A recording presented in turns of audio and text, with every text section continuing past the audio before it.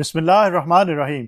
अस्सलाम वालेकुम स्टूडेंट्स, मेरा नाम इमरान अहमद है और मैं आपका कंप्यूटर साइंस का टीचर हूँ। स्टूडेंट्स, आज हम अपनी बुक का चैप्टर नंबर 1 जो है वो स्टार्ट करेंगे।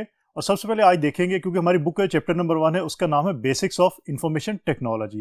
स्टूडेंट्स, आज के लेक्चर में हम ये देखेंगे कि थोड़ा सा ओवरव्यू लेंगे हम इंफॉर्मेशन टेक्नोलॉजी का। उसके बाद हम ये देखेंगे कि हमारा जो कंप्यूटर है उसकी बेसिक डेफिनेशन क्या होती है। उसके बाद हम ये देखेंगे कि डिजिटल कन्वर्जेंस क्या चीज़ है। और फिर हम बात करेंगे कुछ ऐसी फील्ड्स की जिसके अंदर कंप्यूटर्स को बहुत ज़्यादा यूज़ किया जाता है। तो स्टूडेंट्स, आइए फिर आज का लेक्चर स्टार्ट करते हैं।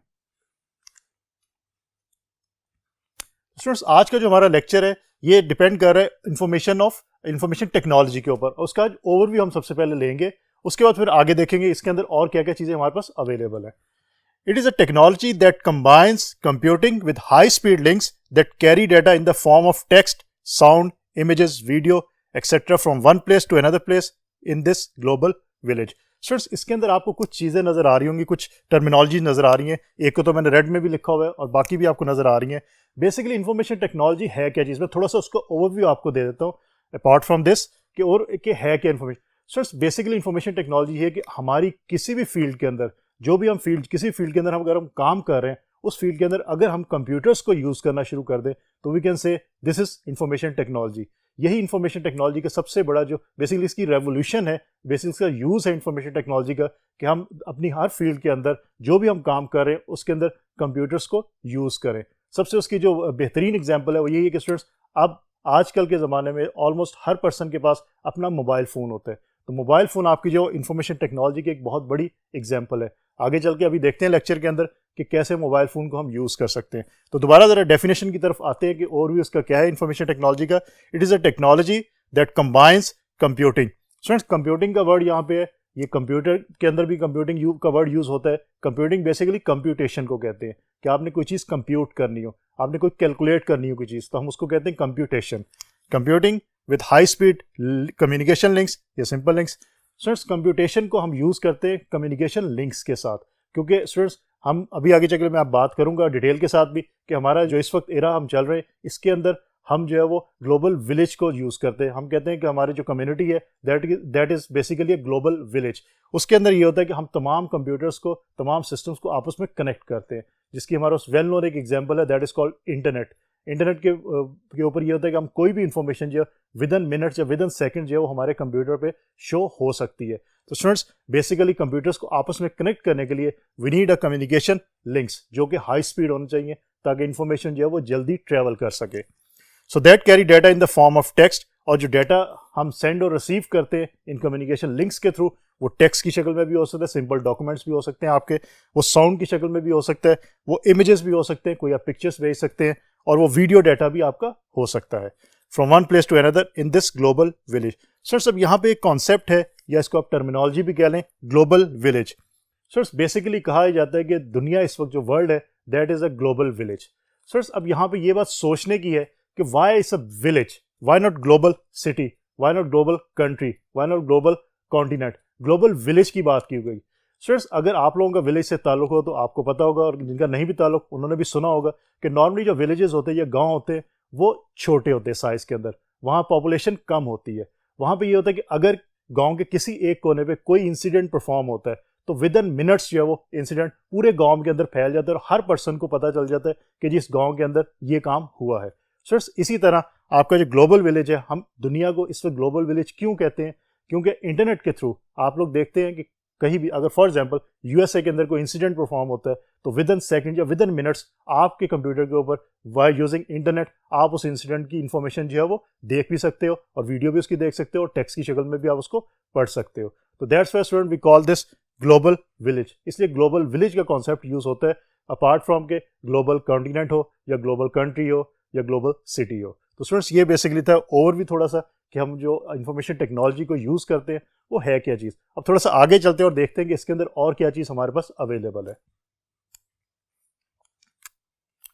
सो स्टूडेंट्स, बेसिकली अब है the interconnection of computers enables people to send and receive information. Students, अभी उसकी एग्जांपल मैंने आपको इंटरनेट की एक एग्जांपल दी, क्योंकि स्टूडेंट्स इंटरनेट आप लोग सब यूज़ करते हैं, तो इंटरनेट की एग्जांपल ही यहाँ लेके हम चलेंगे। इंटरनेट के अंदर आपके जो कंप्यूटर्स हैं वो आपस में कनेक्ट होते हैं।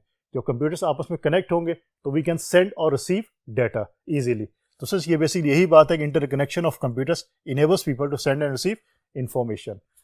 Internet is also used as a source of information technology. Sir again internet की एग्जांपल यहाँ भी हम मेंशन कर दी, और इंटरनेट हमारे पास सबसे बड़ा जो सोर्स ऑफ इंफॉर्मेशन इस वक्त मौजूद है। अगर हमें कोई भी इंफॉर्मेशन चाहिए विद इन पाकिस्तान की या पाकिस्तान से बाहर की कोई इंफॉर्मेशन चाहिए, तो विद इन सेकेंड्स या may be maximum with in minutes आपको जो इंफॉर्मेशन इंटरनेट के थ्रू आपके कंप्यूटर पे आपको नज़र आ जाती है। तो फ्रेंड्स इंटरनेट जो है वो हमारा इंफॉर्मेशन टेक्नोलॉजी के अंदर बहुत ज़्यादा उसका रोल है।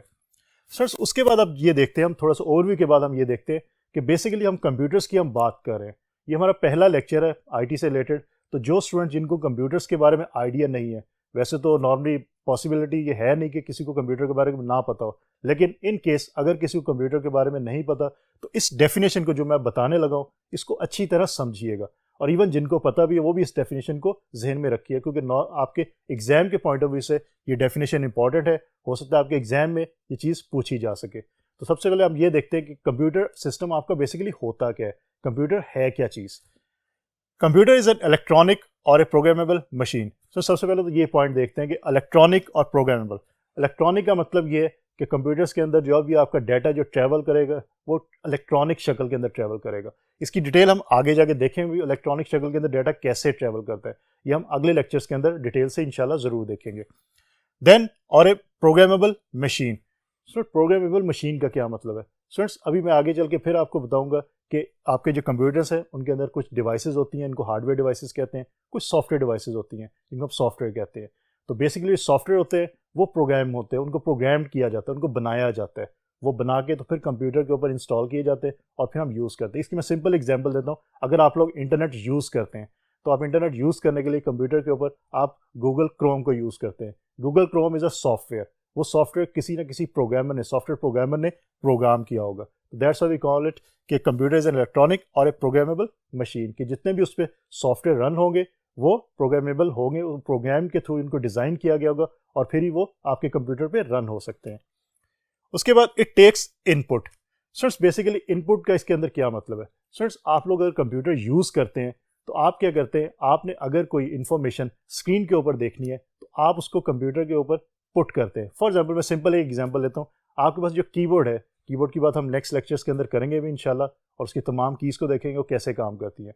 कीबोर्ड के ऊपर अगर आप ए को प्रेस करते हैं, ए को प्रेस करने के बाद आपको विद इन नैनो सेकंड के अंदर स्क्रीन के ऊपर या एलसीडी जो आपके पास मौजूद है उसके ऊपर ए लिखा नजर आ जाता है। सो बेसिकली आपने जो ए प्रेस किया है कीबोर्ड से वो आपके कंप्यूटर के अंदर गया, कंप्यूटर ने उसको प्रोसेस किया और फिर आपको डिस्प्ले स्क्रीन के ऊपर शो करवा दिया।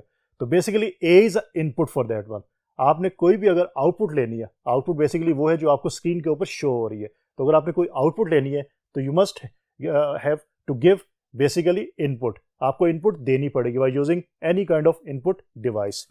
तो it takes input, process then give input and given process then given input and produces output in the form of information. तो सोर्स बेसिकली होता ही है कि हम जो है वो इनपुट देते हैं कंप्यूटर को, कंप्यूटर का जो प्रोसेसर होता है वो उसको प्रोसेस करता है और प्रोसेस करने के बाद वो आप स्क्रीन के ऊपर या किसी भी आउटपुट डिवाइस के ऊपर हमें उसकी आउटपुट जो है वो शो करवाता है।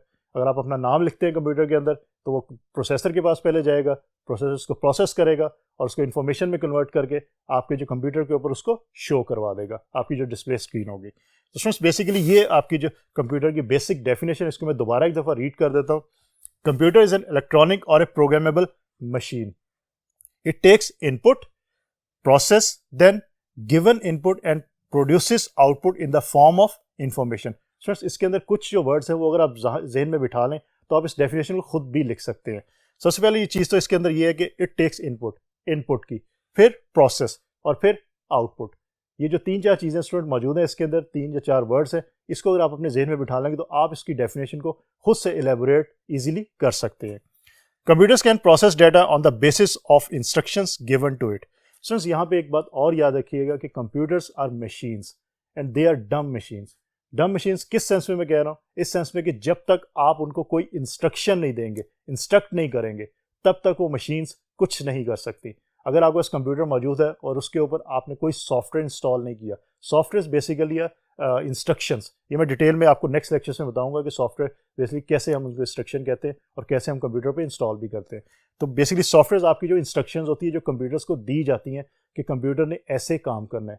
अगर आप किसी कंप्यूटर को आपने हार्डवेयर रखा है और लेकिन आपने उसके ऊपर कोई सॉफ्टवेयर इंस्टॉल नहीं किया, मीन कोई इंस्ट्रक्शन उसको नहीं दी कि उस हार्डवेयर ने कैसे काम करना है, तो स्टूडेंट्स आपके जो कंप्यूटर्स है वो डम डिवाइस होंगे, वो कोई काम नहीं कर सकेंगी।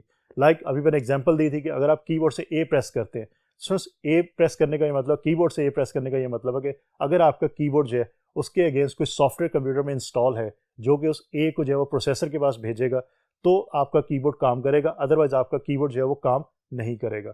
तो ये बात याद रखिए कि computer can process data on the basis of instruction given to them. जो इंस्ट्रक्शंस उनको दी जाएंगी वो सिर्फ उन्हीं इंस्ट्रक्शंस को फॉलो करेंगे, वो खुद से कुछ नहीं कर सकते। ये बात याद रखिएगा, इन फ्यूचर भी इस बात को याद रखिएगा। It can also store data on secondary storage devices for future use. इसके साथ ये हो सकता है कि आपके जो कंप्यूटर्स हैं वो कुछ डिवाइसेस को यूज़ करते हैं, that can be called as secondary storage devices, जिसके ऊपर डाटा आपका जो परमानेंट बेस के ऊपर जो है वो स्टोर हो जाता है। जिसकी एग्जांपल के तौर में नाम बताता हूँ आपको, हार्ड डिस्क के नाम से। हम नेक्स्ट लेक्चर में इसकी बात डिटेल से करेंगे कि वो कैसे काम करती है। तो आपकी सेकेंडरी स्टोरेज है उसके ऊपर जो है वो डाटा आप स्टोर कर लेते हैं। उस डाटा को हम इन फ्यूचर जो है वो यूज़ कर सकते हैं, जब भी हमें ज़रूरत पड़ती है हम वहाँ से डाटा उठा के उसको यूज़ कर सकते हैं। तो फ्रेंड्स ये बेसिकली था कंप्यूटर सिस्टम का बेसिक ओवरव्यू। इसकी डिटेल हम नेक्स्ट लेक्चर्स में दोबारा एक दफ़ा देखेंगे और इनको आगे इलेबोरेट भी करेंगे जो चीज़ें हमने यहाँ पे देखी हैं। तो स्टूडेंट्स इसको ज़रा याद रखिएगा अच्छी तरह के कंप्यूटर सिस्टम्स बेसिकली होते क्या है। अब स्टूडेंट्स आगे चलते हैं और ये देखते हैं कि हमारे पास जो इंफॉर्मेशन टेक्नोलॉजी के अंदर डिजिटल कन्वर्जेंस है वो क्या चीज़ है। तो लेट्स सी कि वो क्या चीज़ है। Students digital convergence is different types of things that are converted into digital form. Student definition से आप अंडरस्टैंड कर सकते हैं कि इसका यही मतलब है कि डिफरेंट टाइप्स ऑफ थिंग्स हो जो डिजिटल फॉर्म में कन्वर्ट कर दी जाए। स्टूडेंट्स अभी मैंने एग्जांपल दी कि हमारा इंफॉर्मेशन टेक्नोलॉजी का बेसिक ओवरव्यू है वो यही कहता है कि हम हर फील्ड के अंदर जो हमने कंप्यूटर्स को ऐड कर दिया। स्टूडेंट्स सिंपल एग्जांपल देता हूँ कि अगर किसी जगह पे या किसी कॉलेज यूनिवर्सिटी के अंदर अगर या किसी ऑर्गेनाइजेशन के अंदर इवन कि अगर कोई मैनुअल सिस्टम हो रहा है, अगर वो कोई भी सिस्टम काम कर रहा है और मैनुअल सिस्टम कर रहा है जिसमें एम्प्लॉय मैनेजमेंट सिस्टम हो सकता है, अगर कॉलेज की बात करते हैं स्टूडेंट मैनेजमेंट सिस्टम हो सकता है, उसके अलावा पेरोल सिस्टम हो सकता है, एक्सेट्रा एक्सेट्रा।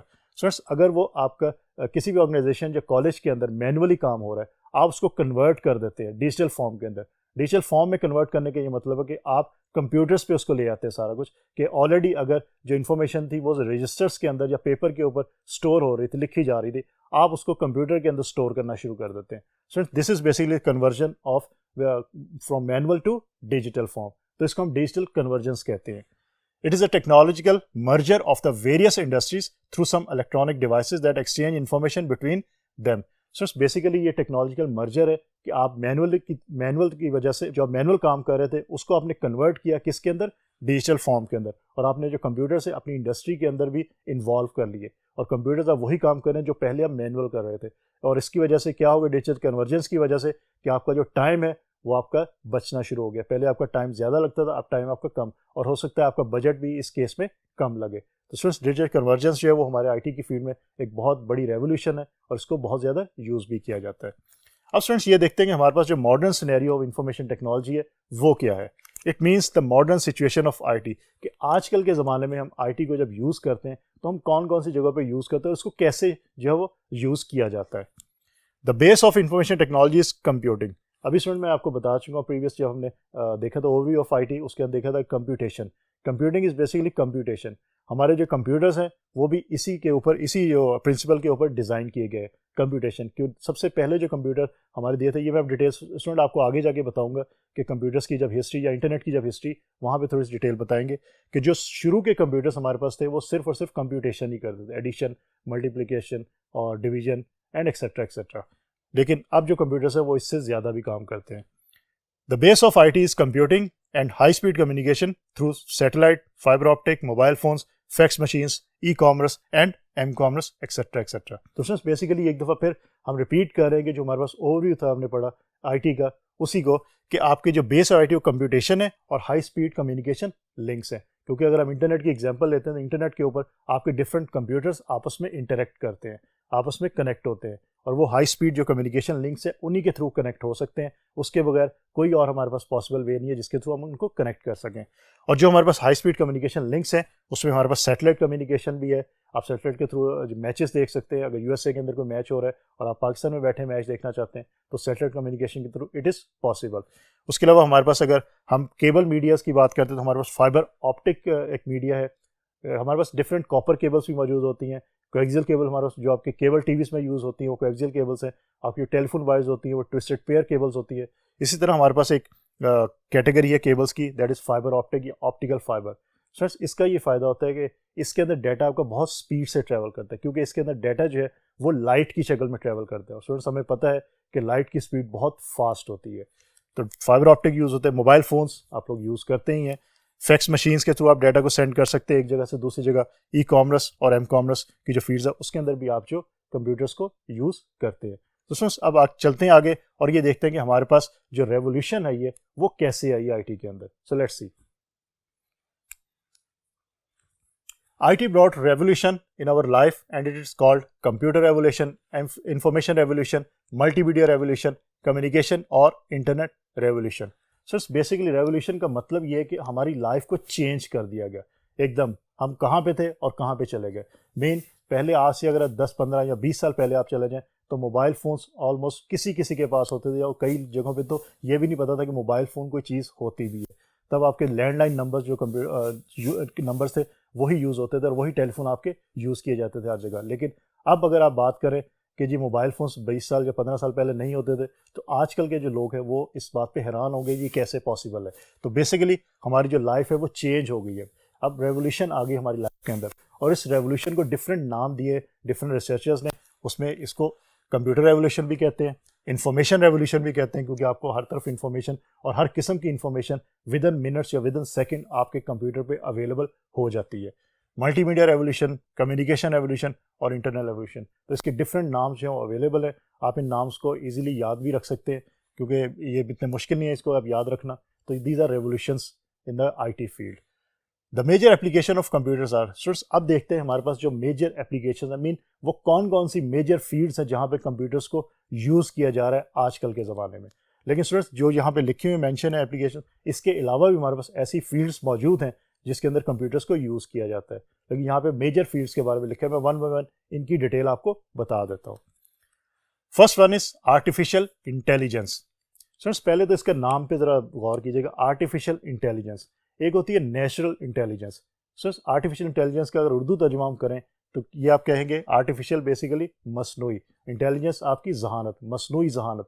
और इसके कंट्रास्ट में हमारे पास कौन सी है, नेचुरल इंटेलिजेंस मीन कुदरती जहानत। बेसिकली नेचुरल इंटेलिजेंस जो होती है स्टूडेंट्स वो ह्यूमंस के अंदर होती है।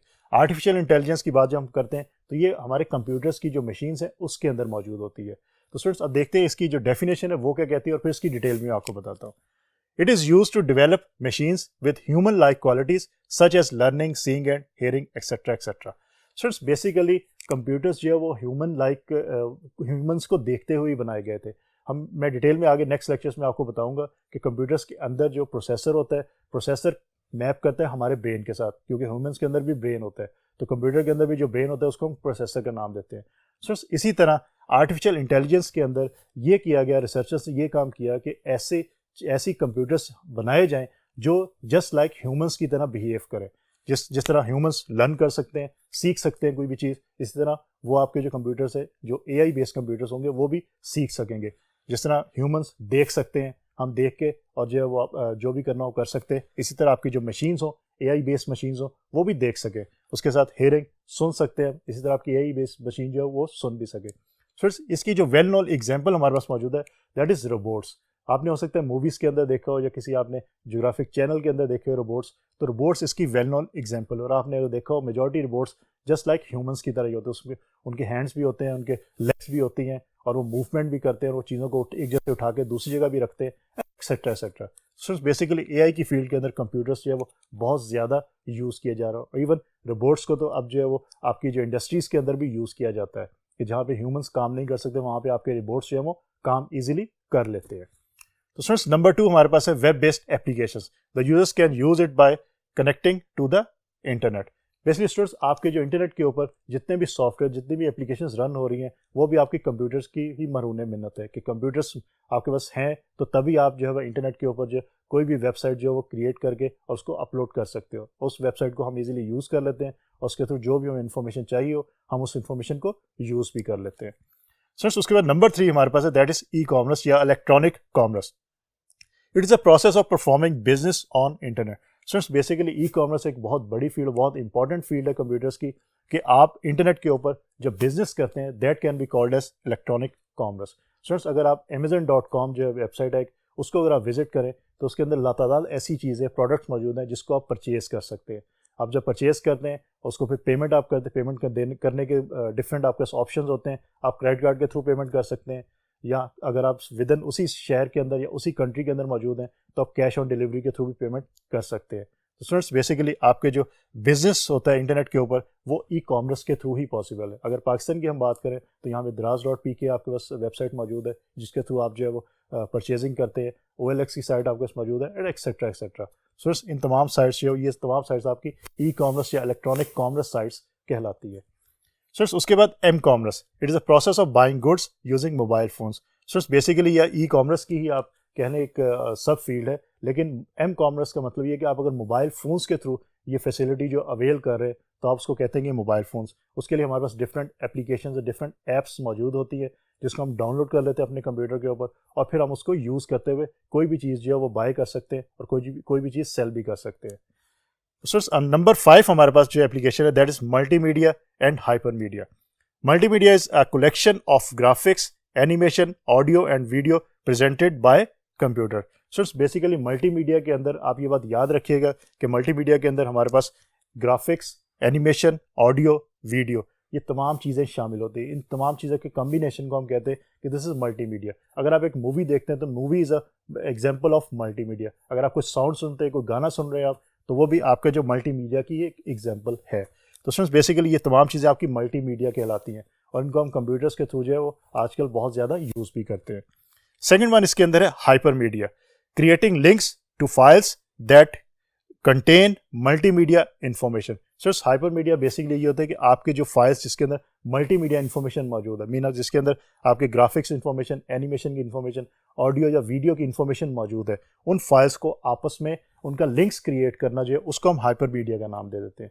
और फ्रेंड्स ये भी हमारे कंप्यूटर्स के थ्रू ही पॉसिबल हो सकता है।